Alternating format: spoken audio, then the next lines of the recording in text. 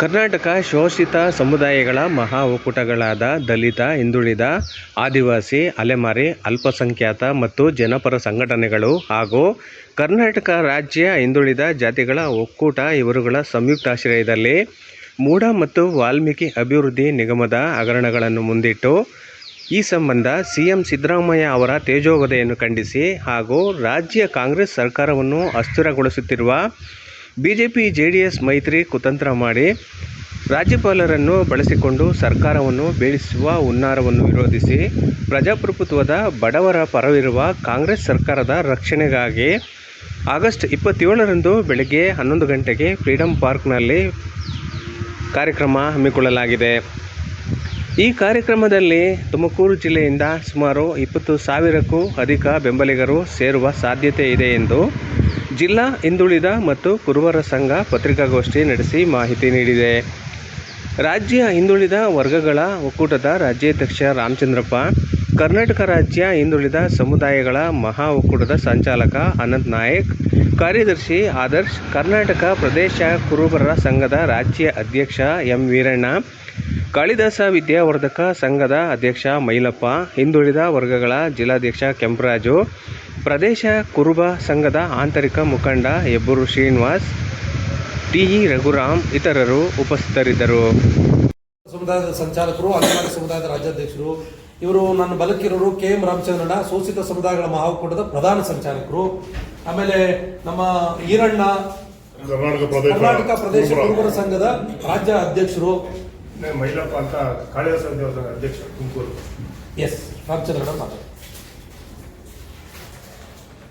ಎಲ್ಲ ಮಾಧ್ಯಮ ಮಿತ್ರರಿಗೆ ನಮಸ್ಕರಿಸುತ್ತಾ, ಈಗೇನು ಅನಂತ್ ನಾಯ್ಕ್ ಅವರು ಮಾತಾಡಿದ್ರು ಅದಕ್ಕೆ ನನ್ನ ಸಹಮತವನ್ನು ವ್ಯಕ್ತಪಡಿಸ್ತಾ, JDS ಮತ್ತು BJPಯವರು ಹೇಳ್ಬೇಕಂತಂದ್ರೆ BJPಯವರಿಗಿಂತ JDS ಅವರಿಗೆ ಬಹಳ ಆತುರವಾಗಿ ಈ ಒಂದು ಸರ್ಕಾರವನ್ನು ತೆಗಿಬೇಕು, ಸಿದ್ದರಾಮಯ್ಯನವರಿಗೆ ಕಳಂಕವನ್ನು ಹಚ್ಚಬೇಕು. ಆ ಕಳಂಕ ಹಚ್ಚೋದ್ರ ಜೊತೆಗೆ ಏನು ಸಿದ್ದರಾಮಯ್ಯನವರು ಎಲ್ಲ ಭಾಷಣಗಳಲ್ಲೂ ಜೈಲಿಗೆ ಹೋದವರು ಅಂತ ಏನು ಹೇಳ್ತವ್ರೆ ಅದನ್ನ ಸಿದ್ದರಾಮಯ್ಯನ ಮೇಲೆ ಉಪಯೋಗಿಸ್ಕೊಳ್ಬೇಕು ಅಂತ ಒಂದು ಹುನ್ನಾರ, ಈ ಒಂದು ಮೂಢ ಹಗರಣವನ್ನು ಇಟ್ಕೊಂಡು ಇದನ್ನ ಯಾವುದೇ ತಪ್ಪು ಇಲ್ಲದೇ ಇದ್ರೂ ಕೂಡ ಮೇಲ್ನೋಟಕ್ಕೆ ಯಾವುದೇ ತಪ್ಪು ಕಾಣ್ತಾ ಇಲ್ಲ. ಹಾಗಾಗಿ ಅದಕ್ಕಾಗಿಯೇ ಒಂದು ನ್ಯಾಯಾಂಗ ತನಿಖೆ ಕೂಡ ಮಾಡೋದಕ್ಕೆ ಆದೇಶ ಮಾಡಿದ್ದಾರೆ. ನ್ಯಾಯಾಂಗ ತನಿಖೆ ಈಗಾಗಲೇ ನಡೀತಿದೆ. ಆ ನ್ಯಾಯಾಂಗ ತನಿಖೆಗೆ ಇವರೇನು ಸಹಕರಿಸಿದೆ, ಯಾವುದೇ ರೀತಿಯ ನ್ಯಾಯಾಂಗ ತನಿಖೆ ಮುಂದೆ ಇವರು ಹಾಜರಾಗದೆ ಈ ಒಂದು ನ್ಯಾಯಾಂಗ ತನಿಖೆಯನ್ನು ಕೂಡ ಇವರು ಒಂದು ತರ ವಿಚಿತ್ರವಾಗಿ ಮಾತಾಡ್ತಾರೆ. ನ್ಯಾಯಾಂಗ ತನಿಖೆ ಇವ್ರು ಮಾಡಿರುವಂತ ನ್ಯಾಯಾಂಗ ತನಿಖೆ ನಿನ್ನೆ ಕುಮಾರಸ್ವಾಮಿ ಏನೋ ಹೇಳಿದ್ರು, ಒಂದು ಇದು ಕಸದ ಪುಟ್ಟಿಗೆ ಹಾಕ್ಬೇಕು ಅವರ ವರದಿಯನ್ನ ಅಂತ. ಆ ನ್ಯಾಯಾಂಗ ತನಿಖೆ ಒಬ್ಬ ನಿವೃತ್ತ ನ್ಯಾಯಮೂರ್ತಿಗಳು ಮಾಡ್ತಿರ್ತಕ್ಕಂಥದ್ದು ಅವರಿಗೆ ಅಪಮಾನ ಮಾಡ್ದಂಗೆ, ನ್ಯಾಯಾಂಗಕ್ಕೆ ಅಪಮಾನ ಮಾಡ್ದಂಗೆ ಮಾತಾಡ್ತಾರೆ. ಈಗ ಹೆಚ್ಚಿಗೆ ಇದಕ್ಕೆ ಒತ್ತು ಕೊಡ್ತಿರೋದಂತಂದ್ರೆ ಕುಮಾರಸ್ವಾಮಿಯವ್ರ ಮೇಲೇನೆ ಇದೆ ಹಗರಣಗಳು, ಬಹಳಷ್ಟು ಹಗರಣಗಳಿದಾವೆ. ಎಲ್ಲ ಹಗರಣಗಳಿಗಿಂತ ಅವ್ರ ಕುಟುಂಬದನ್ನ ಅವರು ಸರಿಪಡಿಸ್ಕೊಂಡ್ರೆ ಸಾಕಪ್ಪ. ರಾಜ್ಯ ಸರಿಪಡಿಸಕ್ ಹೋಗ್ತೀನಿ ಅಂತಂದ್ರೆ ಕುಮಾರಸ್ವಾಮಿ ಎಲ್ಲಿ ಸಾಧ್ಯ ಆಗ್ತದೆ? ಕುಟುಂಬನೇ ಸರಿಪಡಿಸಕ್ ಆಗಿದ್ದಂಥವ್ರು ರಾಜ್ಯ ಹೆಂಗ್ ಸರಿಪಡಿಸ್ತಾರೆ? ಇಲ್ಲ ಸಲ್ಲದ ಆರೋಪಗಳನ್ನು ಮಾಡಬೇಕು. ಇಲ್ಲ ಸಲ್ಲದ ಆರೋಪಗಳನ್ನು ಮಾಡಿ ಏನು ಈ ಶೋಷಿತ ಸಮುದಾಯಗಳಿಗೆ ಧ್ವನಿಯಾಗಿ ಅವರ ಅಧಿಕಾರ ಅವಧಿಯಲ್ಲಿ ಇವರನ್ನೇನಾದರೂ ಮಾಡಿ ಇವರ ಒಂದು ತಳ ಸಮುದಾಯಗಳನ್ನು ಮೇಲೆತ್ತಬೇಕು ಅಂತ ಕಾರ್ಯಕ್ರಮಗಳನ್ನು ರೂಪಿಸಿ ಆ ಕಾರ್ಯಕ್ರಮಗಳನ್ನು ಜಾರಿಗೆ ತಗೊಂಡಂತಹ ವ್ಯಕ್ತಿಯನ್ನ ಈ ದಿವಸ ಏನಾದರೂ ಮಾಡಿ ಅವರ ಅಧಿಕಾರದಿಂದ ಇಳಿಸಬೇಕು ಅಂತ ಹೋರಾಟಗಳು ಮಾಡ್ತಾ ಇದ್ದಾರೆ. ಅದರ ಹುನ್ನಾರ ಏನಾಗ್ತಂದ್ರೆ ಶೋಷಿತ ಸಮುದಾಯಗಳಿಗೆ ಇವರು ಪೂರ್ತಿ ಕಾರ್ಯಕ್ರಮಗಳನ್ನು ಕೊಡ್ತಾವ್ರೆ.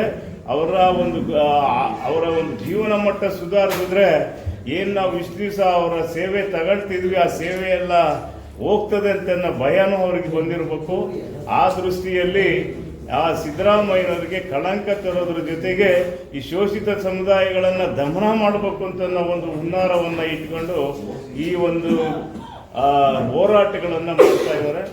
ಈ ಹೋರಾಟಗಳು ಅವ್ರು ಏನೇ ಹೋರಾಟಗಳು ಮಾಡಿದ್ರು ನಾವು ಸಿದ್ದರಾಮಯ್ಯನವರ ಬೆನ್ನಿಂದ ಇದ್ದೇವೆ. ನ್ಯಾಯಾಲಯದಲ್ಲಿ ಈ ಒಂದು ಪ್ರಶ್ನೆಯಲ್ಲಿ ಈ ಒಂದು ಹಗರಣವನ್ನು ಏನು ಇವರು ಇದು ಮಾಡ್ತಿದ್ದಾರೆ, ಆಪಾದನೆ ಮಾಡ್ತಿದ್ದಾರೆ, ನ್ಯಾಯಾಂಗದಕ್ಕೂ ಕೂಡ ಹೋಗಿದ್ದಾರೆ. ನ್ಯಾಯಾಂಗದ ಒಂದು ತೀರ್ಮಾನದಂತೆ ನಾವೆಲ್ಲ ನಡ್ಕೊಳ್ತೀವಿ ಅಂತ ಅನ್ನೋದನ್ನು ಹೇಳೋದ್ರ ಜೊತೆಗೆ ನಾವು ಯಾವತ್ತೇ ಆಗಲಿ ಸಿದ್ದರಾಮಯ್ಯನವರು ನಮಗೆ ಕೊಟ್ಟಿರುವಂಥ ಕಾರ್ಯಕ್ರಮಗಳನ್ನು ನಾವು ನೆನ್ಕೊಳ್ತೀವಿ. ಮುಂದಿನ ದಿನಗಳಲ್ಲೂ ನಮಗೆ ಇಂಥ ಒಂದು ಕಾರ್ಯಕ್ರಮಗಳು ಸಿಗಬೇಕಾದ್ರೆ ಅವರ ಅಧಿಕಾರದಲ್ಲಿ ಮುಂದುವರಿಬೇಕು ಅಂತ ನಾವು ಒಂದು ನಿರೀಕ್ಷೆಯಲ್ಲಿ ನಾವು ಅವ್ರ ಜೊತೆ ಇರ್ತೀವಿ. ಅವ್ರಿಗೆ ಏನೇ ಅಪಾಯ ಬಂದರೂ ನಾವು ಅವ್ರ ಬೆನ್ನಿಗೆ ಹಿಂದೆ ಇರ್ತೀವಿ, ಅವ್ರಿಗೆ ಶಕ್ತಿ ತುಂಬ್ತೀವಿ ಅಂತ ಅನ್ನೋದನ್ನು ಹೇಳಿ ನನ್ನ ಮಾತನ್ನು ಮುಗಿಸ್ತೀನಿ.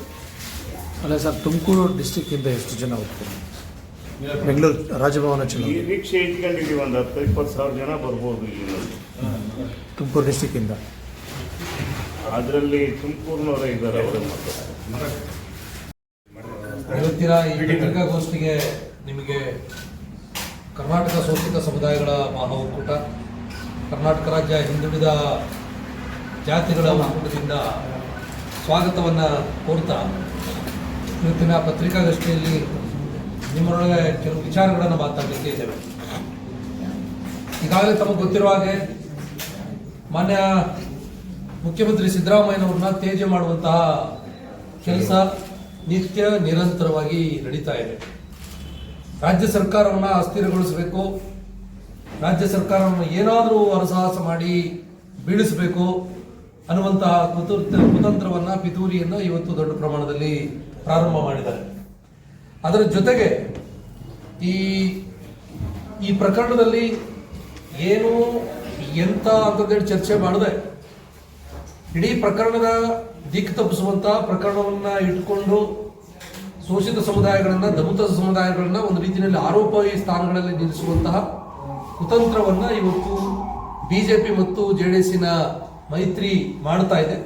ಹಾಗಾಗಿ ಇವುಗಳನ್ನು ಕುರಿತಂತೆ ನಿಮ್ಮ ಜೊತೆ ಮಾತಾಡಬೇಕು ಮತ್ತು ಇವುಗಳನ್ನು ಕುರಿತಂತೆ ರಾಜ್ಯವ್ಯಾಪಿ ಹೋರಾಟ ನಡೆಸಬೇಕಂತ ಹೇಳಿ ಶೋಷಿತ ಸಮುದಾಯದ ಮಹಾ ಒಕ್ಕೂಟ ತೀರ್ಮಾನ ಮಾಡಿದೆ. ಮೈಸೂರು ನಗರಾಭಿವೃದ್ಧಿ ಪ್ರಾಧಿಕಾರದ ನಿವೇಶನ ಹಂಚಿಕೆ ಪ್ರಕರಣದಲ್ಲಿ 1935ರಿಂದ ಪ್ರಾರಂಭ ಆಗಿರುವಂತಹ ಈ ಪ್ರಕರಣದ ಭೂಮಿ ವಿಚಾರ ಇಲ್ಲಿಯವರೆಗೂ ನಡೆದಂತಹ ಪ್ರಕ್ರಿಯೆಗಳಲ್ಲಿ ಅಂತಹ ಅವಧಿಯಲ್ಲಿ ಮಾನ್ಯ ಸಿದ್ದರಾಮಯ್ಯನವರು ಅಲ್ಲಿ ಮೂಡ ಅಧ್ಯಕ್ಷರಾಗಿರಲಿಲ್ಲ, ನಗರಾಭಿವೃದ್ಧಿಯ ಸಚಿವರು ಆಗಿರಲಿಲ್ಲ, ಅಥವಾ ಆ ಕಾಲಘಟ್ಟದಲ್ಲಿ ಅವರು ಮುಖ್ಯಮಂತ್ರಿಗಳಾಗಿರಲಿಲ್ಲ. ಇದೆಲ್ಲವೂ ನಡೆದಿದ್ದು ಬಿಜೆಪಿ ಜೆಡಿಎಸ್ಸಿನ ಅಧಿಕಾರದ ಅವಧಿಯಲ್ಲಿ ಮತ್ತು ಅವರ ನಾಯಕತ್ವದಲ್ಲಿ, ಅವರ ಮುಖಂಡತ್ವದಲ್ಲಿ. ಆದರೆ ವಿನಾಕಾರಣ ಶ್ರೀಮತಿಯವರಿಗೆ ಬದಲಿ ನಿವೇಶನದ ಭಾಗವಾಗಿ ಬಂದಂತಹ ಈ ನಿವೇಶನದ ಪ್ರಶ್ನೆಯನ್ನ ಎತ್ಕೊಂಡು ಇವತ್ತು ಇಡೀ ಬಿಜೆಪಿ ಜೆಡಿಎಸ್ ಈ ಸರ್ಕಾರವನ್ನೇ ಬೀಳಿಸುವಂತ ಒಂದು ದೊಡ್ಡ ಪ್ರಮಾಣದ ಪಿತೂರಿಯನ್ನ ಮಾಡಿದೆ. ಈ ಪಿತೂರಿಯನ್ನು ಅದು ಮಾಡೋದಷ್ಟೇ ಅಲ್ಲದೆ ರಾಜ್ಯ ಸರ್ಕಾರ ಅಥವಾ ಈ ದೇಶದ ಕಾನೂನಿನ ಭಾಗವಾಗಿ ರಾಜ್ಯಪಾಲರು, ರಾಜಭವನ ಅದು ಸಂವಿಧಾನದ ಸಂರಕ್ಷಣಾ ಸ್ಥಾನದಲ್ಲಿರುವಂತಹ ಒಂದು ಹುದ್ದೆ. ಆದರೆ ಈ ರಾಜ್ಯಪಾಲರನ್ನ ದುರುಪಯೋಗ ಪಡಿಸಿಕೊಂಡು ರಾಜ್ಯಪಾಲರ ಮುಖಾಂತರ ರಾಜ್ಯ ಸರ್ಕಾರವನ್ನು ಅಸ್ಥಿರಗೊಳಿಸುವಂತಹ ಸ್ಪಷ್ಟ ಒಂದು ಕುತಂತ್ರಗಳನ್ನ ಕೇಂದ್ರದ ಬಿಜೆಪಿ ಸರ್ಕಾರ ಮಾಡ್ತಾ ಇದೆ ಅನ್ನೋದು ಈ ಸಂದರ್ಭದಲ್ಲಿ ನಮಗೆ ಸ್ಪಷ್ಟವಾಗಿ ಗೊತ್ತಾಗಿದೆ. ಮೊನ್ನೆ ರಾಜ್ಯಪಾಲರು ಕಾನೂನನ್ನ ಗೌರವಿಸಿ ಕಾನೂನಿನ ಚೌಕಟ್ಟಲ್ಲಿ ಸಂವಿಧಾನದ ಪರಿಧಿಯಲ್ಲಿ ಕೆಲಸ ಮಾಡಬೇಕಾಗಿತ್ತು. ಆದರೆ ಬಹಳ ನೋವು ಮತ್ತು ಬೇಜಾರದ ಸಂಗತಿ ಏನಂತಂದ್ರೆ ಯಾರೋ ಖಾಸಗಿ ವ್ಯಕ್ತಿ ಮಧ್ಯಾಹ್ನ ದೂರು ಕೊಡ್ತಾರೆ, ಸಾಯಂಕಾಲ ನೋಟಿಸ್ ಮಾಡ್ತಾರೆ. ಯಾವುದೇ ತಕ್ಷಣದಲ್ಲಿ ರಾಜ್ಯ ಸರ್ಕಾರ ಸಚಿವ ಸಂಪುಟ ಸಭೆ ಮಾಡಿ ಆ ಪ್ರಕರಣಕ್ಕೆ ಸಂಬಂಧಪಟ್ಟಂಗೆ ಸಂಪೂರ್ಣವಾದಂತಹ ದಾಖಲೆಗಳನ್ನ ರಾಜಭವನಕ್ಕೆ ಒದಗಿಸುತ್ತೆ.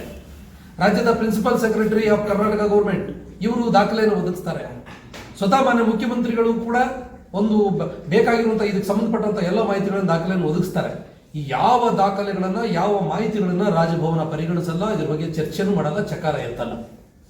ಅದಷ್ಟೇ ಅಲ್ಲದೆ ಈ ಪ್ರಕರಣ ಬೆಳಕಿಗೆ ಬಂದ ಮೇಲೆ ಇದರ ಸತ್ಯಾಸತ್ಯತೆ ಗೊತ್ತಾಗಬೇಕು, ಇದರಲ್ಲಿ ಯಾರೇ ತಪ್ಪು ಮಾಡಿದ್ರು ಕೂಡ ಇದು ತಿಳಿದು ಬರಬೇಕನ್ನೋ ಕಾರಣಕ್ಕಾಗಿ ರಾಜ್ಯ ಸರ್ಕಾರ ನ್ಯಾಯಮೂರ್ತಿ PN ದೇಸಾಯಿ ಅವರ ನೇತೃತ್ವದಲ್ಲಿ ತನಿಖಾ ಆಯೋಗವನ್ನು ರಚನೆ ಮಾಡಿದೆ.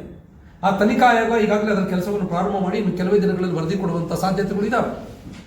ಎಷ್ಟೆಲ್ಲ ಗೊತ್ತಿದ್ರು ಕೂಡ, ಇಷ್ಟೆಲ್ಲ ಮಾಹಿತಿಗಳು ಇದ್ರೂ ಕೂಡ ರಾಜಭವನ ಇವನ್ನ ಯಾವನ್ನೂ ಪರಿಗಣಿಸದೆ ಮಾನ್ಯ ಮುಖ್ಯಮಂತ್ರಿ ಸಿದ್ದರಾಮಯ್ಯನವ್ರನ್ನ ಪ್ರಾಸಿಕ್ಯೂಷನ್ ಮಾಡಬೇಕನ್ನುವಂಥ ಅನುಮತಿಯ ಆದೇಶವನ್ನು ಮಾಡಿ ಈಗ ಹೊರಡಿಸಿದೆ. ಇದನ್ನು ನೋಡಿದಾಗ ಅನಿಸೋದಂತಂದ್ರೆ ರಾಜ್ಯಪಾಲರು ರಾಜ್ಯ ಸರ್ಕಾರದ ಹಿತಾಸಕ್ತಿಯನ್ನ ರಕ್ಷಣೆ ಮಾಡೋದ್ರ ಬದಲಾಗಿ ರಾಜ್ಯ ಸರ್ಕಾರವನ್ನ ಕೆಡವಬೇಕು, ರಾಜ್ಯ ಸರ್ಕಾರವನ್ನು ದಿವಾಳಿ ಮಾಡಬೇಕು, ಇಲ್ಲಿಯ ಸ್ಪಷ್ಟ ಬಹುಮತದ ಒಂದು ಸರ್ಕಾರವನ್ನ ಕೆಡವಿ ಮಜಾ ತಗೊಳ್ಬೇಕನ್ನುವಂತ ಒಂದು ಬಿಜೆಪಿ ಜೆಡಿಎಸ್ಸಿನ ಕುತಂತ್ರದ ಭಾಗವಾಗಿ ರಾಜ್ಯಪಾಲರು